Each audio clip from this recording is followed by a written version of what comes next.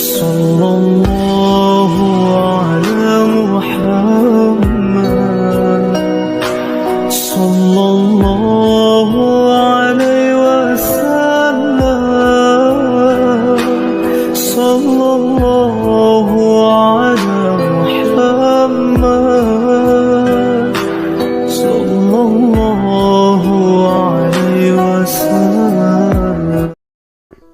Apa aja keajaiban sholawat Jibril yang udah dirasakan? Ini terutamanya yang sholawat Jibril 4444 ya. Aku udah ngerasain banyak banget keajaiban sholawat Jibril 4444. Terus berapa lama keajaiban sholawat Jibril itu terjadi dari mulai Kak Dina mengamalkan sholawat Jibril tersebut. Nah, kalau aku sendiri ya teman-teman, jujur kalau misalnya nih mau mengamalkan sesuatu. Assalamualaikum warahmatullahi wabarakatuh. Halo semuanya, jumpa lagi di DN Sutari.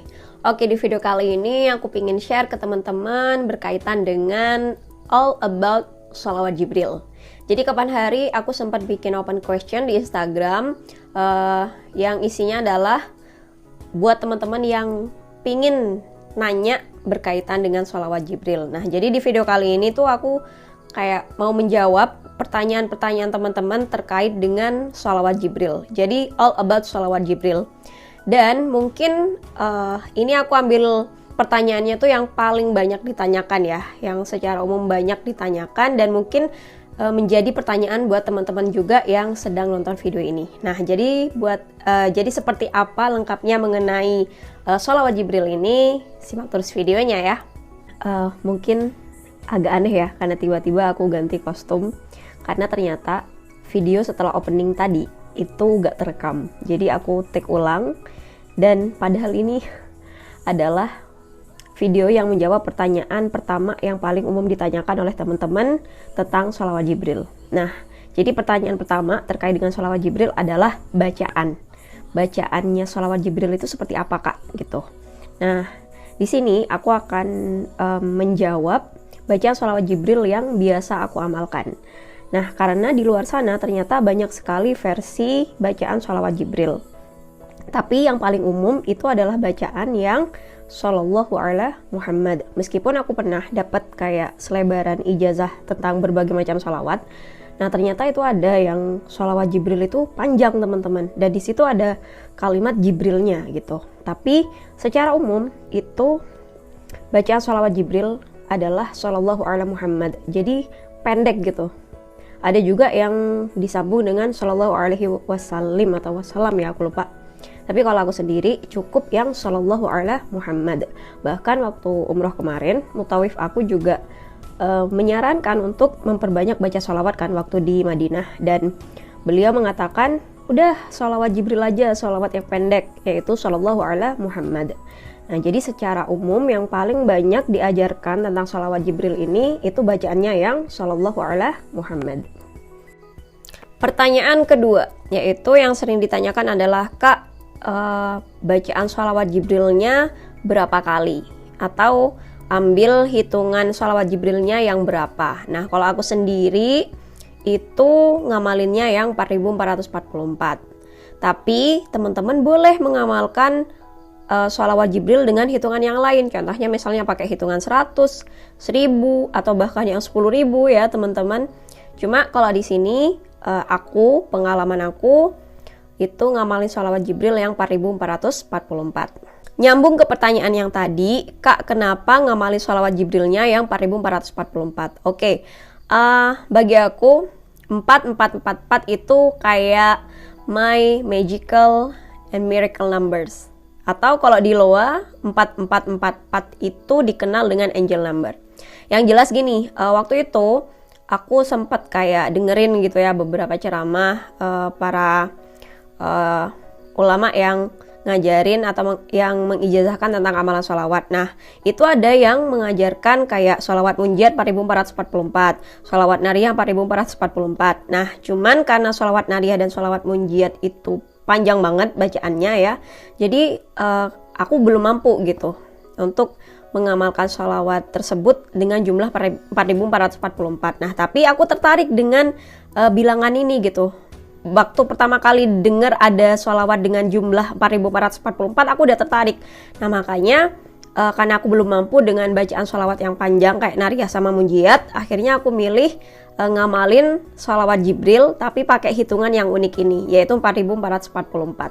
Dan biasanya sholawat Jibril 4444 ini aku jadiin kayak amalan sholawat yang paling istimewa dalam hidup aku, terutamanya dalam kalau menjadi pembuka atau menjadi jalan untuk meminta atau berdoa terkait hajat-hajat penting dalam hidup aku. Selanjutnya, Kak, kapan melaksanakan atau mengamalkan sholawat Jibril 4444? Atau ngamalin sholawat Jibrilnya? Apakah harus antara habis azan menjelang maghrib? Gitu. Nah, karena biasanya kalau teman-teman nanya ke aku tentang kapan ngamalin sholawat Jibrilnya, nah, karena tanya kapannya itu versi aku, ya aku jawabnya antara habis asar sampai menjelang maghrib atau waktu petang. Nah, tapi itu tidak wajib teman-teman, tidak harus dilaksanakan pada waktu itu. Aku punya alasan tersendiri kenapa memilih waktu habis asar menjelang maghrib. Yang pertama, waktu tersebut adalah waktu yang mustajab untuk berdoa. Waktu petang itu waktu yang mustajab untuk berdoa. Nah, yang kedua, di waktu itu aku juga udah selesai dengan pekerjaan-pekerjaan aku. Jadi ngajar udah selesai gitu ya, udah pulang sekolah dan ya udah nggak ada kegiatan apa-apa gitu. Makanya aku pilih waktu mustajab tersebut. Nah, buat teman-teman yang mungkin tidak bisa melaksanakan di waktu tersebut, silakan ambil waktu-waktu mustajab yang lain. Boleh misalnya habis subuh atau juga waktu malam ya, waktu keheningan, waktu-waktu tahajud misalnya, bebas. Pertanyaan selanjutnya adalah, Kak, apakah harus diamalkan sekaligus jumlah hitungan sholawat Jibrilnya? Misalnya kayak aku ambil hitungan 4444. Nah, kalau aku iya, aku habiskan dalam sekali waktu. Jadi dalam sekali duduk ya 4444 itu ya maksudnya dihabiskan dalam sekali waktu yang nggak dicicil gitu. Sekali duduk ya udah harus selesai sampai hitungan yang tepat 4444. Nah, itu kalau aku gitu ya, terutamanya aku menyebutnya itu sebagai riyadhah sholawat istimewa. Nah, buat teman-teman yang nanya, Kak, apa sih riyadhah sholawat istimewa? Gak mungkin aku jawab sedetail di video ini. Nah, jadi aku ngajak teman-teman kalau emang tertarik untuk belajar lebih lanjut tentang riyadhah sholawat istimewa, bisa join kelas online aku. Nah, gimana caranya? Teman-teman bisa langsung aja daftar atau tanya-tanya ke nomor ini, atau follow Instagram aku di @dnsutari. Di situ ada highlight atau ada sorotan mengenai kelas online. Ya. Nah, jadi intinya riyadhah sholawat istimewa itu tuh kayak kita ngelaksanain sholawatnya itu, kita mengamalkan sholawatnya itu agak berbeda ya, dimana kita kayak intinya adalah mengistimewakan waktu bersama Allah dan Rasulullah. Nah, makanya salah satunya adalah yaitu kalau udah ambil hitungan sholawat yang mau diamalkan, dan ya itu dihabiskan dalam sekali duduk, dalam sekali waktu, nggak dicicil. Tapi sekali lagi itu versi aku dan tidak harus ya. Pada intinya ngamal sholawat itu kita dibebaskan, mau dicicil boleh, mau nggak dihitung pun juga boleh ya. Yang selanjutnya adalah, Kak, apa aja keajaiban sholawat Jibril yang udah dirasakan? Ini terutamanya yang sholawat Jibril 4444 ya. Aku udah ngerasain banyak banget keajaiban sholawat Jibril 4444, terutamanya yang berkaitan dengan hajat-hajat besar, hajat-hajat penting dalam hidup aku gitu. Nah, salah satunya adalah punya YouTube gitu. Jadi ini aku bisa punya YouTube, bisa dilihat oleh banyak orang, bisa punya subscriber sampai ratusan ribu. Itu aku meyakini jalannya itu adalah dari sholawat Jibril 4444. Nah, aku menceritakan detailnya itu di kelas online teman-teman. Karena kalau di video YouTube kayak gini, kalian pasti bosan untuk mendengarkannya gitu. Nah, kalau kelas online itu emang khusus buat orang-orang yang bener-bener tertarik, bener-bener kepingin banget belajar lebih lanjut tentang riyadhah sholawat istimewa. Jadi banyak banget ya. Contohnya ya ini, punya YouTube. Kemudian juga apalagi kayak kemarin yang umroh bareng keluarga. terus punya penghasilan 2 digit. Banyak deh. Nah, itu kan yang berkaitan kayak material. Nah, yang dari sisi ini juga ngubah karakter, ngubah kayak dulu aku tuh orangnya agak temperamen, gampang marah, gampang emosian, gampang tersinggung. Tapi ya aku meyakini bahwa salah satu fadilah atau keajaiban sholawat Jibril 4444 yang aku rasain adalah ngebuat aku jadi lebih calm, lebih tenang, lebih kalem, dan juga sangat mengundang inspirasi itu datang. Inspirasi, ide, ya kreativitas, itu aku juga meyakini salah satunya datang dari jalan ngamali sholawat Jibril 4444. Jadi banyak banget keajaiban sholawat Jibril yang terjadi dalam hidup aku. Selanjutnya adalah, Kak, berapa lama keajaiban sholawat Jibril itu terjadi? Dari mulai Kak Dina mengamalkan sholawat Jibril tersebut. Nah, kalau aku sendiri ya teman-teman, jujur kalau misalnya nih mau mengamalkan sesuatu, aku tuh nggak terpaku sama targetnya itu kapan. Jadi gini, kalau aku udah jadi kalau aku udah ngamalin sholawat, itu aku yakin ini pasti akan membawa perubahan dalam hidup aku. Tinggal aku menjalaninya dengan konsisten, dengan istiqomah, dengan keyakinan yang penuh, tanpa mikirin kapan hal itu akan terkabul gitu. Nah, tapi dari pengalaman aku sendiri, itu awal kali pertama kenal dengan sholawat Jibril 4444 itu tahun 2017. Dan aku udah ngerasain perubahan yang begitu drastis tahun depannya, tahun 2018.